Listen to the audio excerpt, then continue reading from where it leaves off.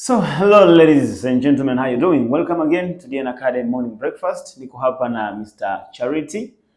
Kama ilivyo kawaida, DN Academy sisi tumekuwa dedicated na tumekuwa very enthusiastic kwenye swala zima la kudeliver information pamoja na elimu ambayo itakusaidia wewe ambaye ni mjasiriamali kwa njia ya kidijitali kuweza kujua ni namna gani uweze kuinteract na ulimwengu katika mazingira ambayo yako salama, lakini pia kuweza kucapitalize engagement yako na kuminimize risk ambazo hazina ulazima. So leo tutakuwa tuna conversation ya mambo kadhaa ambayo ni cross cutting issues ambazo zimekuwa zikitokea kwenye ulimwengu wa ujasiriamali kwa njia ya kidijitali, to be specific kwenye ulimwengu wa cryptocurrencies. So we have several stuffs ambazo tutazidiscuss hapa ambazo zimetokea, ambazo tunaamini discussion yetu itakuwa ni elimu kubwa sana kwako. My brother Charity, karibu sana kwenye session yetu. Naam. Yeah, can you speak a little before we start? Kwa kweli I'm glad to be here again. Yeah. Tukizidi kuelimisha jamii kama tunavyozidi kufanya, kwa sababu tunaamini msingi mzuri kabisa kwenye digital entrepreneurship kuliko vitu vyote vingi. Na sio elimu tu, pia na taarifa. Lakini kama taarifa zikija ukiwa una elimu utajua utashindwa namna ya kuzitumia kabisa. So okay, one of the thing ambayo tutaenda kudiscuss leo ni kuhusiana na uwizi ambao umetokea kwenye exchange ya Bybit. Na ni wizi ambao umetokea February actually. Lakini nashangaa BBC naye ndo wanareport saa hizi, even nadhani hata clients wetu wengi wa DN wamekuwa wakituuliza recently, na kati ni kitu ambacho kilitokea muda kidogo kabisa. Na tulijaribu kugusia kidogo I think kwenye blog zetu za DN Academy, although nadhani watu hawakuelewa vizuri, tukasema okay, let's just do a conversation. Kwa sababu ulikuwa unafanya research ya hicho kitu, unaweza ukawaambia watu what really happened and what was the scenario. Lakini tumekuwa tukishuhudia several stuff, sio tu kwenye cryptocurrency industry, hata kwenye mabenki watu wanafanya haste na kadhalika. Lakini this time around kwenye cryptocurrencies inakuwa ni rahisi kujua, kwa sababu unajua transaction and most of the things in crypto industry ziko transparent sana. Kwa hiyo ni rahisi taarifa kufikia kwa watu. So brother, I think wewe kwenye academy ndio ulipewa kazi ya kufanya due diligence ya ndani kabisa kujua what really happened with the Bybit hack ambao wameiba zaidi ya dola bilioni 1.5 worth of Ethereum. Si ndio? Kwa hiyo tell us exactly what really happened and how did it happen and what was the issue with the hack iliyotokea Bybit. Kwanza, kitu cha kwanza cha ku-clarify ni kwamba walioibiwa ni Bybit na sio Ethereum. Okay, that's great. Bybit walikuwa tena bahati mbaya ni routine movement, kwamba wanakuaga na funds ambazo zinakuwa kwenye cold wallet na kuna nyingine ambazo zinakuwa kwenye hot wallet. Which is very normal kwa exchanges nyingi. Kwa exchange ambazo ni nyingi. Na hizi funds za hot wallet ni ambazo mtu ukirequest withdraw zitatoka pale, zitakuja kwako instantly. Sasa Bybit walikuwa na utaratibu wa kuhamisha funds kutoka kwenye cold wallet kwenda kwenye hot wallet yao. Sasa hiyo siku wakati wanahamisha wanatumiaga interface inaitwa Safe. Kwa hiyo ile Safe inafanya multi signature, kwamba kwenye wallet zetu ambazo sisi tumezoea ukitaka ku send transaction ni wewe tu una sign, utafanya labda authentication au nini, lakini Safe inahitaji at least more than one person, yani ile interface kwamba sign zaidi ya mtu mmoja. Kwa hiyo Bybit ana signers watatu. Kwa hiyo kunakuwa na wa kwanza, wa pili na wa mwisho huaga ni CEO ndo ana sign wa mwisho, then funds zita move sasa kutoka kwenye ile cold wallet kwenda kwenye hot wallet, au kama ni hot wallet kwenda kwenye cold wallet, whichever. Sasa ile siku kila mtu alivyomaliza kusign wanashangaa hela zifike kwenye hot wallet. Kwa hiyo kuja kufanya uchunguzi wakaona kumbe zile funds zao kuna mtu aliwa drain, kwamba walikuwa wanaona kwenye ile interface ya Safe kwamba tunahamisha Ethereum 30,000 kutoka cold wallet kwenda hot wallet.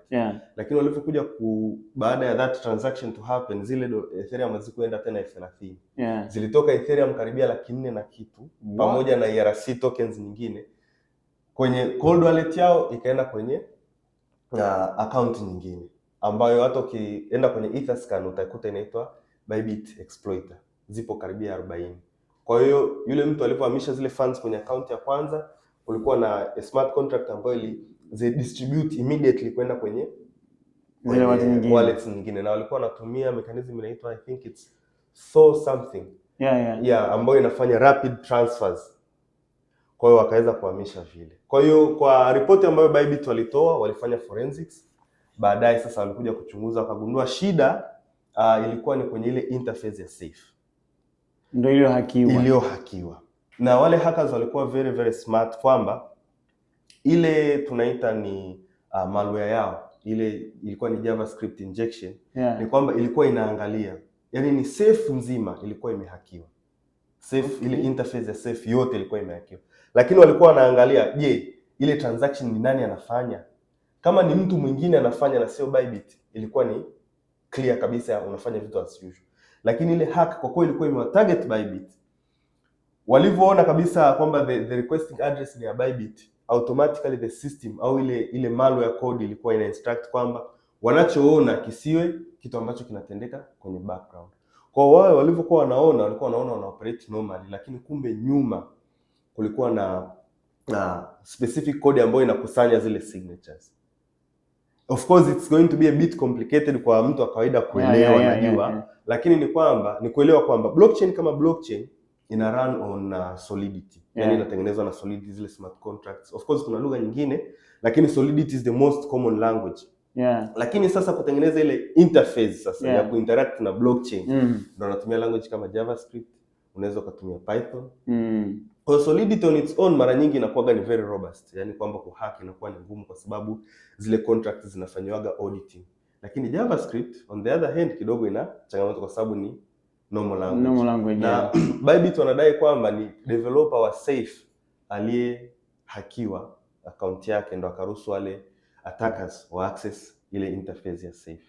Kwa hiyo unaweza kukuta wale hackers wanakuwa na tabia kwamba wanatafuta an exploitation, wanatafuta vulnerability ya kuingia. Wakiipata hapo wanaanza sasa kutaratibu. Yani na hacking inavyokuwa, hata ukifuatilia hacks nyingine hata kwenye mabenki, hacks kubwa na nini, wakishafanya infiltration hawa execute hapo.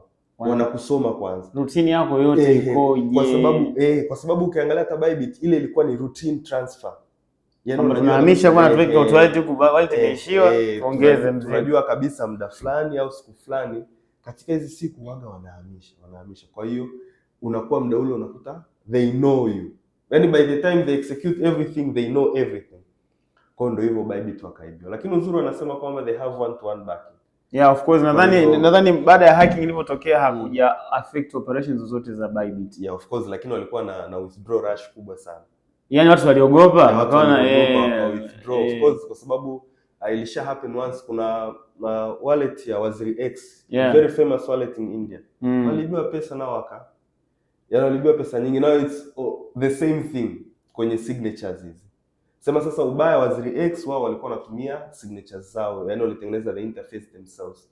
Kwa kumbe ilikuwa ina vulnerability, attackers wakawaibia.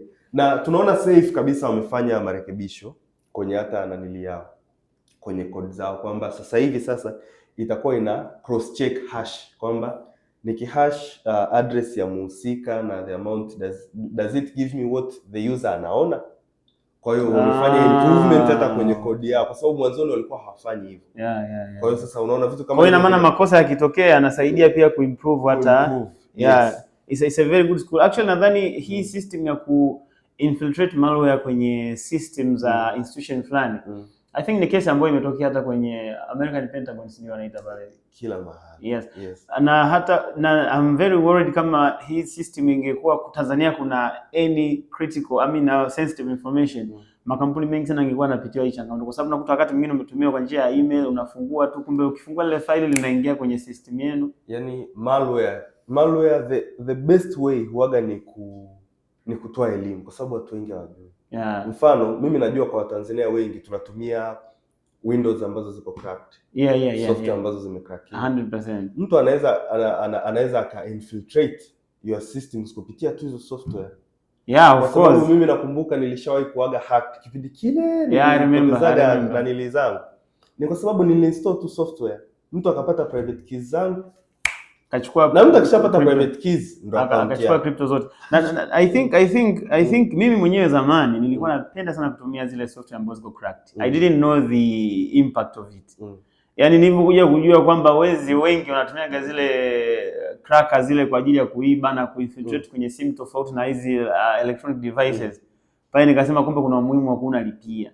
kabisa. Yani unakuta sometimes unakuta sweet Truecaller mtu anachukua ile hakiwa I mean ile crakiwa sijui nini, that is very dangerous, especially kama una taarifa muhimu, especially kama ukishaanza kudeal na mambo ya digital entrepreneurship alafu unatumia Truecaller imehakiwa, I mean imecrackiwa, unatumia sijui yani kwamba application zako unazoweka za kulipia zile wewe unachukua zile ambazo zimecrackiwa ndo unazifanyia installation. That is very dangerous. It's very dangerous. Yeah, kwa hiyo kitu ambacho kimetokea ni kwamba kama alivyoeleza Charity ni kwamba ule wizi ulivyotokea ulikuwa ni wali infiltrate kwenye safe interface ambayo ndo inakuwa kama ni operational interface ya kuinteract na blockchain ambako coins zimekuwa stored, na walikuwa wamefanya infiltration ikiwa kama ni routine, yani waliona kabisa hao jamaa wanahamisha saa ngapi, na anayehamisha hii signature ni ya Bybit wenyewe au si ni ya mtu wa kawaida and everything, na kwa sababu kulikuwa na hiyo loophole ya ile safe kuto kufanya cross checking na yani kinachokuwa requested na kile kinachokuwa executed kama ni wenyewe, nadhani ndio wale jamaa walitumia hiyo loophole rahisi zaidi. Na wanadai watu wa nje, Bybit hawezi kukiri, lakini watu wa nje wanadai kwamba kama CEO angefanya tu confirmation kwenye ile hardware wallet kwamba hela inatoka kweli kwenye address hii inaenda kwenye address hii, angesave, kwa sababu ile hardware haidanganyi. Yani inakuonyesha kabisa funds this amount going to this amount. Yeye hakucross check, anajua ni kawaida tu na akasign. Na request kule kwenye safe ilikuwa inaonyesha 30. Kwa hiyo ilikuwa yeye hakuna nili. Hakuwaza mara mbili. Kwa hiyo of course yani ni mambo mengi yamefanyika ndani ya kipindi kifupi zaidi tu ya safe, pamoja pia na wao Bybit kuna some corrections wamefanya na nini.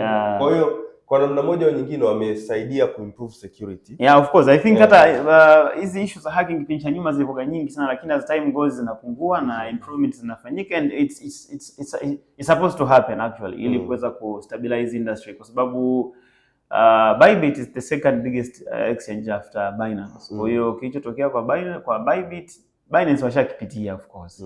Yeah, I don't remember kama Binance walifanikiwa kurudisha hela zao. Azirudi. Yani mfano hizi ila Binance wao walihakiwa kwenye hot wallet. Of course. Ilikuwa sio kwenye cold. Sasa Bybit wamehakiwa kwenye cold wallet, which means nilikuwa naangalia wakawa wamejaribu kutoa maoni watu kwamba kama kipindi kile mwaka 2014 wakati Ethereum wameanzisha ile decentralized autonomous organization, baada ya kuhakiwa si walifanya rollback, wakafanya whatever anasema fork ili kuweza kuzizuia zile Ethereum zisitumike, waka rollback ile action. Kwa hiyo wakawa wamesema ile ilikuwa dola milioni 70-50 if I'm not mistaken ambayo ilihakiwa. Wakasema sasa hii billion 1.5 billion, why can't they rollback? Sasa issue ambayo imetokea ni kwamba hawawezi ku rollback kwa sababu kilichofanyika kwenye network ya kwenye blockchain ya Ethereum, it was a genuine and righteous activity, kwamba request ilitokea, wao wakasaini wote, hela zikatoka. Sasa huwezi ka rollback kwa sababu unakuwa hiyo inakuwa ni changamoto ya communication kati ya ile interface na blockchain, lakini blockchain haina shida. Kama kungetokea kuna malware activity yoyote kwenye blockchain, hapo wangesema community ikubaliane ku rollback. Lakini ni sasa na wewe umempa kadi mtu yani umempa mtu ATM yako na kumpa na password, akaenda akatoa, afu kaenda kushtaki kwamba mimi kadi yangu sikumpa. Sikumwambia toe hiyo hela yote. Na sikumwambia toe hela akatumie. Nimwambia toe kidogo aje aniletee mimi huko. Yeye ametoa yote afa anatumia yeye mwenyewe. Sasa hiyo inakuwa sio kosa la benki. Benki hawezi kusema kwamba aanze kuhangaika na wewe kwamba unarudishia. Wewe lakini upambane na mtu wako wewe mwenyewe, kwa sababu wewe mwenyewe ndio uliyempa ile access ya ile hela. Sasa na Bybit ambapo walitoa access ya ile hela kutoka. Si kwamba walienda kuhack blockchain ya Ethereum. Hack blockchain ya Ethereum ilipokea command ambazo zinatakiwa na ika-execute. Shida ilikuwa ni wewe uliyekuwa na command cross check. That's where the problem came. Kwa hiyo nadhani kwenye hiyo swala zima la hacking ambayo imetokea, tumejaribu ku-clarify kwa sababu watu wengekuwa wanauliza maswali, itakuwaje bado tunaogopa sisi? Wizi unatokea kila siku. Na benki kiibia imaanishi kwamba eti wateja hela zenu zimepotea. Kwa sababu hela huwa hazikai sehemu moja. Yaani there is no way kwa kuta exchange au bank eti inakaa sehemu moja kwamba ikiibia ndio shughuli imeisha, kitu hakiwezekani. Kwa I think it's something ambacho tumeona tukiclarify, alafu tuwasaidie watu waweze kuwa calm na waweze kujua huu ndio ulimwengu ambao wameamua kuingia. Kwa hiyo changamoto ni sehemu ya kujifunza pia. Kabisa. Okay, that's great. Thanks very much for the input. Na kitu kingine ambacho nilikuwa nataka tukizungumzie ilikuwa ni input ya ya Pi Network. It's very tiring topic actually. Ndio maana hata sisi tuliacha kuongea kwa sababu watu wana vichwa vigumu sana, alafu wanaamini vitu ambavyo havi make sense. Actually changamoto kubwa ambayo nadhani sisi tumekuwa tukipigia kelele ni ile watu kudanganyana kwamba pi moja ni $300,000. Which ukiangalia kwenye video ya kwanza ambayo niliifanya, I explained a lot kwamba Pi network si kwamba wameleta innovation mpya sana. It's the same thing. Kwamba ni coin tu ambayo ipo, wanataka kuiongezea utility, yani iwe ina demand kwenye community. Lakini approach waliotumia wao ni ya kumarket kwa kutumia matangazo, which is not bad. Kwa sababu exchange nyingi badala ya kutumia ICO, I mean a crypto project nyingi badala ya kutumia ICO za siku hizi wanatumia strategy ya kudrive traffic, wapate matangazo ya kuwatangazia wale watu ambao wako active, alafu then wanapata hela ya kuanzishia seeding amount kwa ajili ya trading. Ndio wanachokifanya, which is not bad. Not kwa wanafanya hivyo Hamster Combat the same thing, na hata Pi walikuwa wanafanya the same thing. Kwa hiyo watu walikuwa wanafanya Pi kubonyeza ile button, they are not mining. They are actively participating to see that the network is, I mean the community is having active people. That is it. Ile ilikuwa ni community participation. Kwa sababu ukisema mining ni process ya wewe kuparticipate kwenye kuvalidate data ambazo zinatakiwa zirekodiwe kwenye nini? Kwenye blockchain husika. Kwa hiyo huwezi kusema kwamba wewe haujui unachohakiki ni nini, kipi kirekodiwe, kipi kisirekodiwe, wewe unabonyeza tu hivi.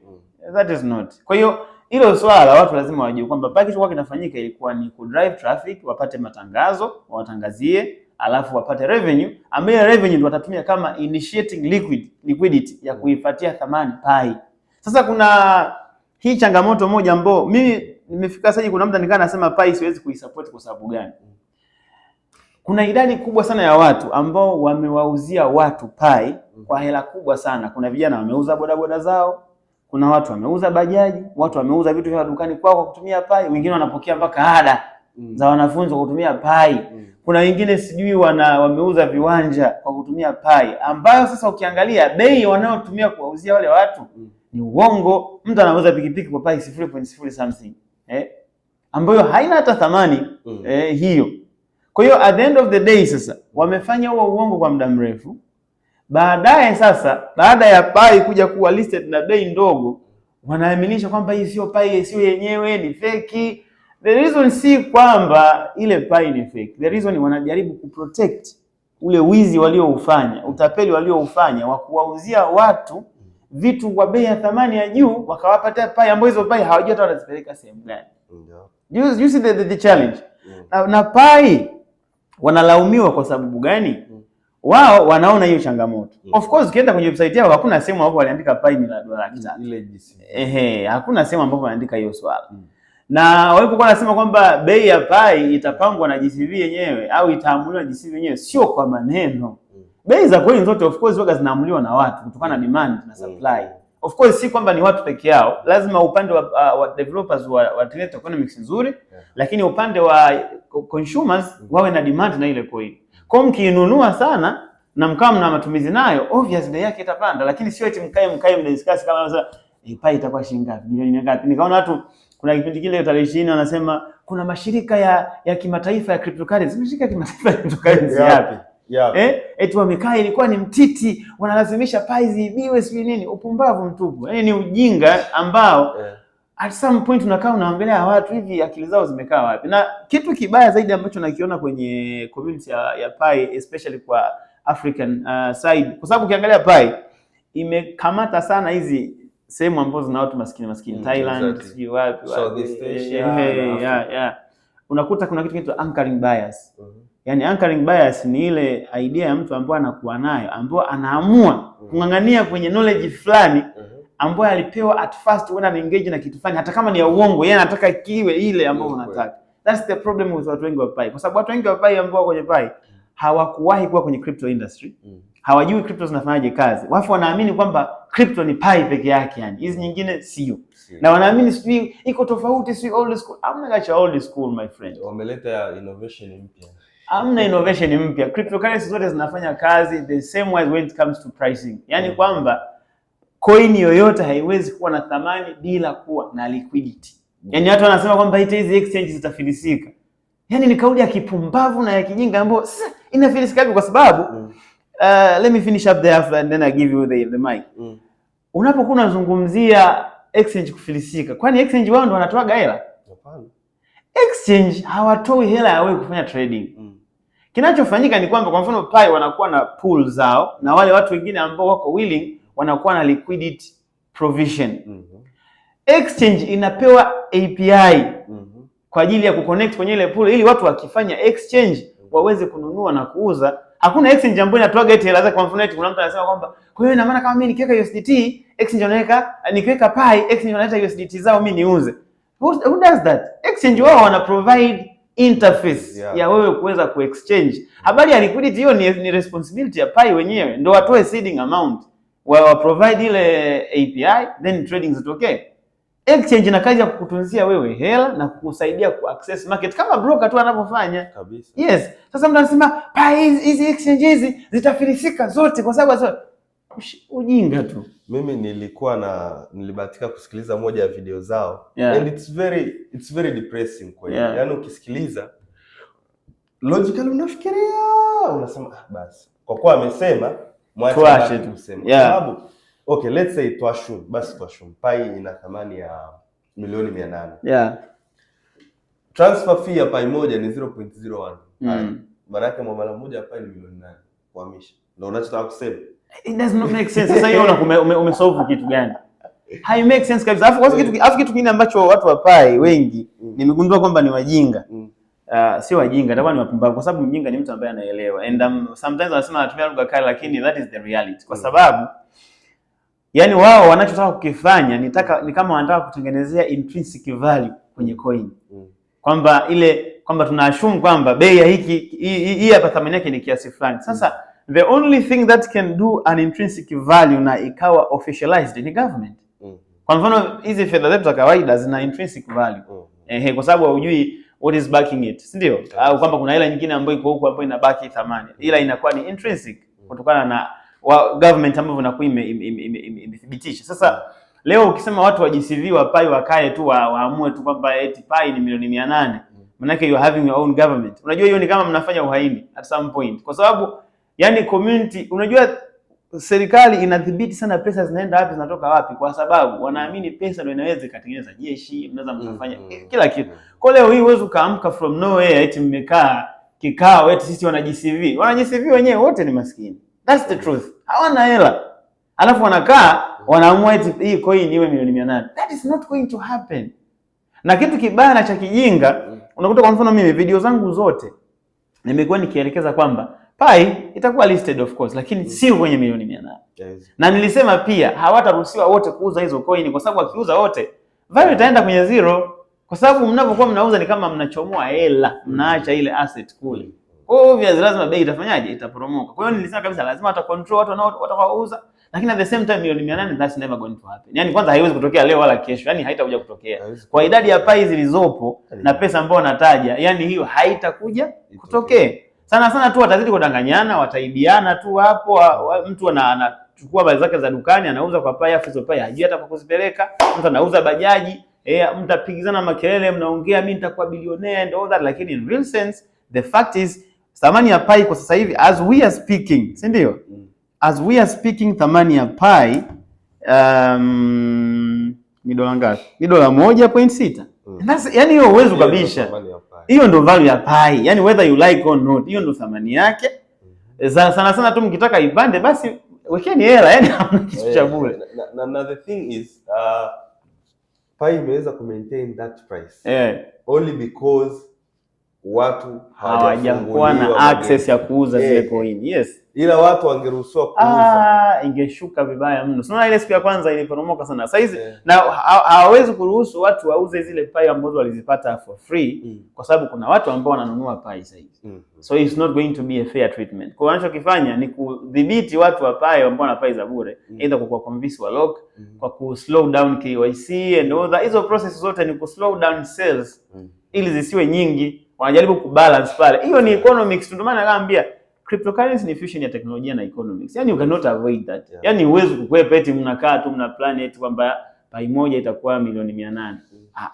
Alafu kuna mtu mwingine anadanganya, unajua, anaongea afu mtu mzima, mwingine pasta kabisa na this is a shame. Unasikiliza, unadi unaonea huruma. Hey, how are you believing that? Kwamba wewe unaambiwa sawa, hii asset ina thamani ya milioni 800. umejaribu basi hata kukeshi ni kupata hiyo hela. Alafu mtu anayekwambia na milioni 800 yeye hata 100 hana. Alafu at the same time kama ulimuuzia bajaji kwa Pai, huyo mtu ambaye alikuwa anachukua hizo bajaji si na nini, ukienda ukamwambia bwana Pai hapa nataka unirudishie bajaji yangu, hawezi kupokea. Akubali. Kwa hiyo ni wizi kama wizi mwingine. Ndio maana at the end of the day tuwasaidie tu watu kwamba okay, this video kwa sababu it was a cross cutting issues tukaona tuiongezee. The main topic leo ilikuwa ni kuzungumzia kuhusu issue ya Bybit, lakini kwa kuwasaidia watu wa Pai ni kwamba hiyo thamani ya $800 haipo, na mtu anayekufanyia evaluation ya kuuzia kwa thamani tofauti na hii hapa 1.66, maana yake hapo anakuibia tu. Na kama wewe unakuwa ni kichwa kigumu utaendelea kuibiwa mpaka basi. Na at the end of the day kuna wale wanasema eti Pai imeanza tofauti, haijafanya ICO. Come on, listen. Coin ambazo zimefanya ICO sio zote. Bitcoin haikufanya ICO. Yani not every coin was an ICO, ni process ya raise funding. Kwa Pai walipata option ya raise funding kwa kutengeneza network ya matangazo. Waka raise fund ya kuanzisha biashara. Yani that's the fact. Lakini sio kwamba kila coin ilianza kama ICO. Alafu acheni kutumia terminologies za Kiingereza kuonekana kwamba mnajua mambo. Twendeni na uhalisia. Mnawadanganya watu huko polini huko countryside. Eti Pai is non-conformist sio na nini? Mbavu tu. Yaani ongea vitu ambavyo vieleweki. Eti hizi coin nyingine zote zilipitia ICO, Pai pekee kupitia ICO. Who said so? Nani amesema coin zote zilianzia ICO? Yaani the tens. Alafu wakati Pai inalistiwa, of course kuna watu ndio mimi nikaanza kuwa doubt hata wa viongozi. Kuna watu walitengeneza coin zao wakaziita Pai, wakaziweka PancakeSwap wapi na nini. Sasa the core team wakasema bwana, be careful out there, kuna Pai ambazo sio na nini. Sasa hawa walipokuja kutranslate, Pai mnazoziona kwenye exchange sio Pai zenyewe. Hizo ni fake. Fake kivipi? Na wakati ukiingia kwenye website ya Pai wanasema kabisa exchange ambayo unaweza kaenda kuuza na kununua Pai ni OKX sio na nini. Sasa unataka nini tena? Yani what do you want? Eti mpaka dashboard iseme nini sasa? Hapo watu ambacho hawajui kingine ni kwamba coin yoyote inapokuwa ni yenyewe inakuwa validated na contract base yake kabisa. Kwa hiyo kama sio yenyewe haiwezi kwenda kwenye line, sawa. Ndio maana kuna USDT fake kwenye network, lakini ukiziweka zikai pamoja kwa sababu zile zinakuwa on chain value inakuwa sio. Kwa at the end of the day watu wasifike sije wakaona kwamba kuna utajiri wa miujiza wakaanza kujidanganya waache kufanya kazi, watakufa kwa depression zisizo na msingi. Na unaona watu wanakaa, kwa mfano kuna video moja nimeona voice note moja mtu anaongea anasema yani Pai ni majeshi kupambana, sio mnapambana nini? This is economics. Mpambane na nini? Yani mnatumia nguvu kwenye kitu ambacho kinahitaji economics strategies. Yani it's yani watu mpaka unakaa unaona hivi watu wana ujinga wa level ya namna gani? Yani they do not think, ila tu wako na anchored bias ambao walipata kwamba Pai ni dola. Na sasa hizi unakuta kuna watu wengine kwa sababu Pai si wana blockchain yao. Wametoa opportunity ya watu kutengeneza application on top of that blockchain ili kuongeza ecosystem. Na it's not something new kwa sababu Ethereum washafanya hivyo, Binance, Solana, watu wanatengeneza project kibao juu yake. Sasa watu wanaandika code, alafu wanaandika $300, alafu wanasingizia eti kwamba hizi code ni za Pai zenyewe. Since when value ya coin ikawa hard coded kwenye ikawa hard coded? It does not make sense at all. Alafu kitu kingine, Pai code zao hawajaweka public. Ukitafuta utazipata, lakini kodi ambazo zinasambaa huku sio. Kwenye kucode coin unachoandika ni like maximum supply, hivyo vitu. Lakini ile tokenomics ile kama sijui bei itakuwa ni kiasi. How would you do that? Not possible.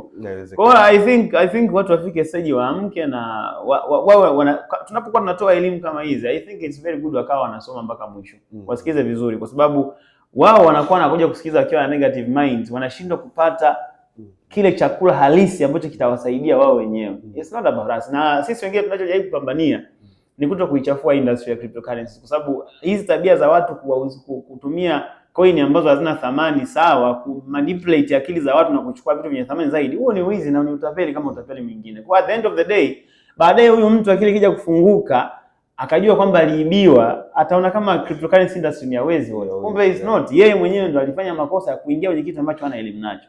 Kwa I think it's something ambacho inabidi tu cooperate na tujitahidi tu kuongea ukweli, kwa sababu ukiongea ukweli hamna kitu kinachoharibika. Na trust me, there is no way hata nyinyi watu wa GCV ambao mnadanganya watu, you can be successful kwa kudanganya watu. Utachukua hizo hela saa hizi, lakini baada ya miezi mitatu mingi utarudi kwenye umaskini wako ule, kwa sababu hazina baraka at the end of the day. Yeah. Kwa hiyo yani kwa hilo swala la knowledge kabla hatujafunga. Ni kazi. Unajua kipindi sisi tunaanza. Ulikuwa labda ukituma mahali yale mascam, especially watu walikuwa wanafanyaga scam. Anakuja kuambia Bitcoin imeniibia. Unafikiri anasema bwana Bitcoin ni wizi. Lakini ukasema this is not enough. Hebu tusome kidogo. Tukagundua kwamba zile platform zilikuwa zinatumia Bitcoin kama njia ya malipo. Tukajua kumbe wezi ni wale. Just like unaona kwa mfano LBL. Sio kwa kutumia M-Pesa na nini hizo nje. Sasa pale crypto imehusika vipi? Kwa the same applied kwamba LBL wangeweza kutumia crypto kama njia ya malipo na wangewaibia vile vile. Kwa wezi ni LBL. Sio M-Pesa, sio hapana. Kwa hiyo yani ina emphasize kwamba ndio umeambiwa kitu but kama mwenyewe soma kidogo. Of course. Na by the way, watu wa Pai I think kama ingekuwa ni kanisa basi ingekuwa ni kanisa ambalo watu wana imani kali sana, kwa sababu wewe fikiria hizi meetings zote wanazozifanya wanakusanya vihela kwenye VM-Koba huko, wanakusanya yani kama coin ina thamani kubwa ya milioni 800. At the same time kuna watu wameshafanya barter trade kibao, wameuziana Pai hiyo na nini. Alafu at the same time nataka kufanya meeting mnachangishana shilingi 5,500. Huoni kama kuna shida hapo? Yaani katika hali ya kawaida huoni kama kuna kitu hakiko sawa? Yaani mtu anachangia kabisa, wanaandika na budget pale, kanda ya Rukwa 2,200, kanda ya wapi? Watu wana akili gani hawa? Yaani wana ujinga uliofikia level gani kiasi kwamba wanashindwa ku read the line, the difference between the line hapo, kwamba hapa tunapigwa hapa. Huu ni uongo. Wanaotuhubiria kwamba hii kuna hela, hii thamani yake ni sijui China wanafanya barter trade sijui wapi. Mbona wanachangisha tena michango 10,000 kwa ajili ya meetings? Alafu watu wamekaa kabisa tarehe 20, mimi naona watu wanashangilia imepitishwa milioni 800. Mane Pai. Yaani huzuni. Kwa kweli ni huzuni sana. Anyways, that was it for the morning breakfast from DN Academy.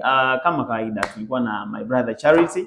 He is always here at the office. Ukija hapa utamkuta in case you need any kind of education.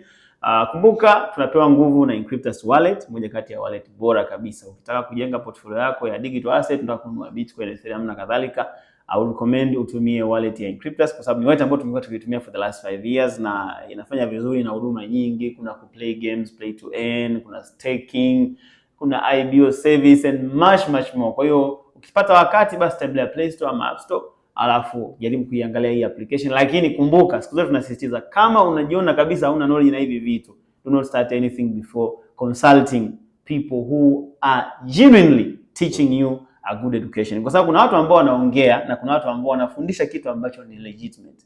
Kwa hiyo tafuta mtu ambaye ana uelewa halisi na nini ambacho anakifanya kwa vitendo, ili uweze kupata knowledge itakayokusaidia kuwa independent, uache kuishi maisha ya maluelue na ndoto zisizokuwa na uhalisia. Usisahau kusubscribe, tukutane tena wakati mwingine. Thanks very much. Bye.